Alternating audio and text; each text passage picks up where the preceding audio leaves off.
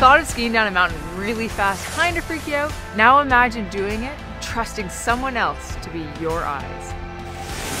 I'm Marcoux, a visually impaired skier for the Canadian Alpine ski team.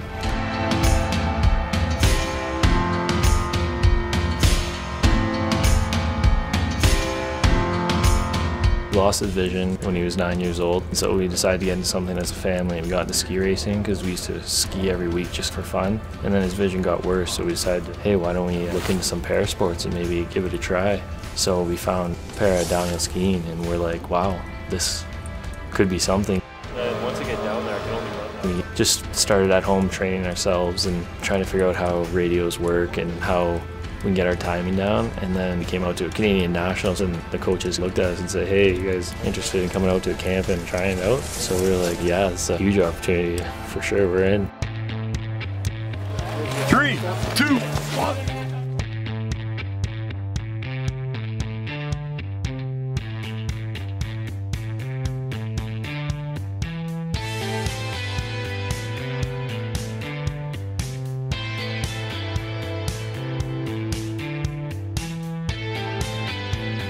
For me as a guide, I'm just a tool to help him perform better. In Sochi on the flats, as he's getting the draft behind me, he accelerates a lot, and Mac was catching on my tail very fast, so I had to take a lot of risk down the last pitch to make sure he wasn't catching on me and I wasn't slowing him down.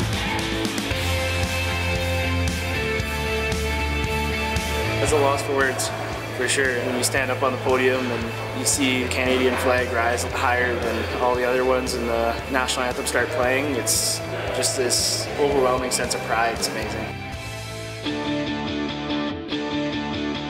Can you talk a bit about the connection that you have? I mean, it's quite literal with the microphones, but there's got to be more than that. There's a lot of trust involved, for sure. I think you got to trust me. I know sometimes it's hard, but we try to, without even talking sometimes.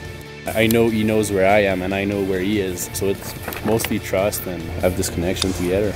We're usually probably 20 feet apart, and he can see me good enough to see where I'm going, and he can see good enough to see the next gate too. So I just yell at him what section of the course we're in, and he'll know he's hitting it right then when I say I'm over it. Doing 120 kilometers an hour in downhill and having to look over my shoulder to see behind me where Mac is, it can make it very interesting.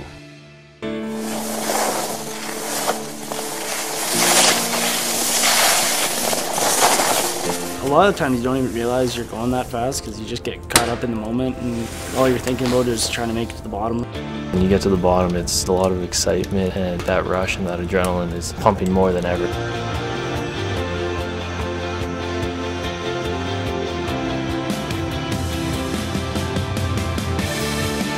you have an accident where you lose an arm or a leg, or you have a spinal cord injury, or you lose your vision, there's always an opportunity for sport that'll keep the drive going and keep you having fun.